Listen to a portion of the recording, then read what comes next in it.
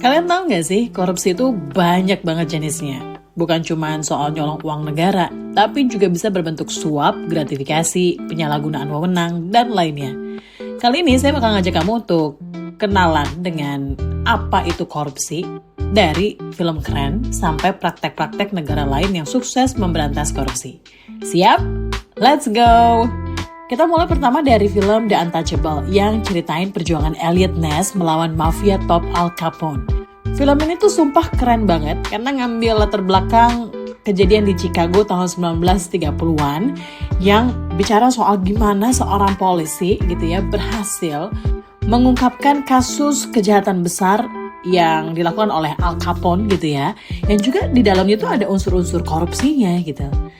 Dan serunya di film ini, seorang akuntan yang namanya Oscar Welles itu berani menjadi justice kolaborator alias whistleblower nih untuk membuka kasus yang udah lama banget gak bisa diselesaikan di Chicago sana.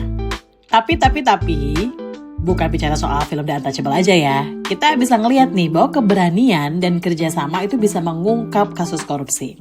Di Indonesia sendiri, kita punya Undang-Undang Nomor 20 Tahun 2001 yang bicara 7 kelompok utama dari tindak pidana korupsi.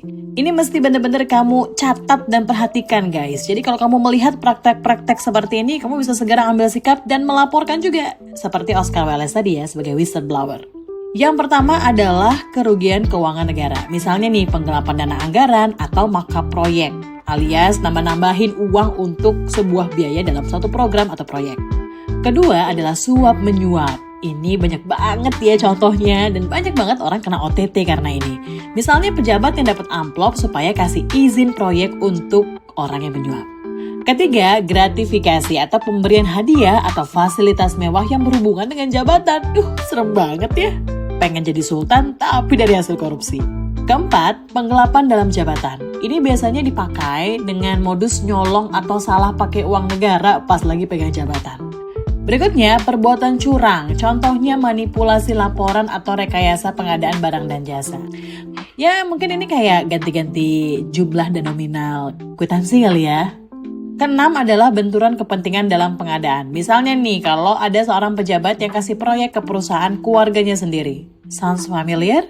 Ups. Ketujuh adalah pemerasan dan obstructions of justice, alias paksa orang kasih uang atau halangi penyidikan.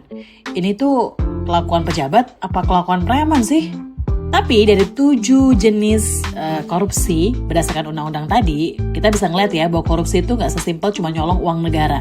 Tapi semuanya banyak bentuknya, banyak modusnya, dan merusak kepercayaan publik.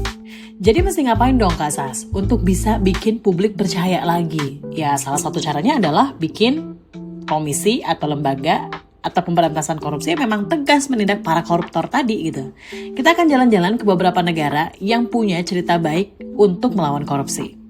Pertama, saya bakal ngajak teman-teman ke Hong Kong. Di sana ada Komisi Independen Pemberantasan Korupsi. Mereka itu bikin komisi ini dengan level pengawasan dan penindakan yang luar biasa, gokil banget gitu ya. Salah satu kasus yang terkenal yang pernah ditindak oleh Komisi Independen Pemberantasan Korupsi di Hong Kong adalah kasus Peter Godber.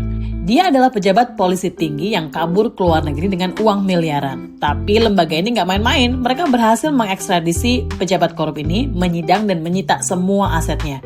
Sejak itu, kepercayaan publik naik dan budaya integritas mulai tumbuh di Hong Kong. Praktek yang kedua itu ada di Singapura. Tetangga kita yang memang terkenal banget sama kerja-kerja yang akuntabel gitu ya. Singapura memang dikenal sebagai negara dengan toleransi nol terhadap korupsi. Lembaga anti korupsinya langsung di bawah Perdana Menteri loh. Bahkan seorang menteri pernah loh ditindak oleh lembaga ini. Teh Chang Wang diselidiki karena menerima gratifikasi. Saking malu dan beratnya tekanan moral, dia memilih bunuh diri sebelum disidang. Meski tragis, dia tetap menunjukkan bahwa hukum di sana nggak tebang pilih. Siapapun yang salah, tetap disikat. Yang berikutnya mungkin ini agak serem ya guys. Di Tiongkok ada hukuman mati untuk koruptor kelas kakap. Pemerintah punya kampanye besar-besaran lawan korupsi. Salah satu kasus yang paling menggegerkan dari Tiongkok adalah Lai Xiaomin, pejabat top dari perusahaan keuangan besar. Dia terbukti punya 100 apartemen, simpanan uang tunai di brankas rumahnya, dan gratifikasi senilai triliunan rupiah. Tahun 2021, dia dihukum mati. Tujuannya jelas nih, bahwa ada efek jerah dan pesan kuat bahwa korupsi adalah kejahatan serius. Yang terakhir kita bakal ngajak jalan-jalan ke negeri Korea Selatan. Di negara ini, presiden pun bisa dipenjara loh kalau terbukti korupsi. Korea Selatan tuh sempat menjadi sorotan dunia saat Park Geun-hye, mantan presiden, diseret ke pengadilan karena kasus suap dan penyalahgunaan kekuasaan. Waktu dia menjabat, dia dengan salah satu kerabat dekatnya menekan perusahaan-perusahaan besar agar berdonasi. Hasilnya, dia dipenjara 20 tahun loh setelah terbukti melakukan tindakan tersebut. Ini sistem hukumnya jalan banget sih guys, dan publik punya kekuatan untuk menuntut keadilan dari jalanan sampai ke pengadilan.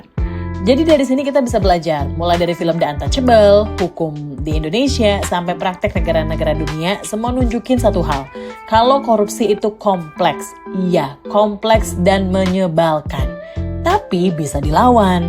Kita nggak cukup cuma berdoa, kita juga harus paham bentuk-bentuknya dan punya keberanian untuk melakukan perlawanan dan advokasi. Kita juga mesti belajar untuk bikin budaya integritas jadi gaya hidup sehari-hari yang normal banget dilakukan bahkan sama anak-anak muda.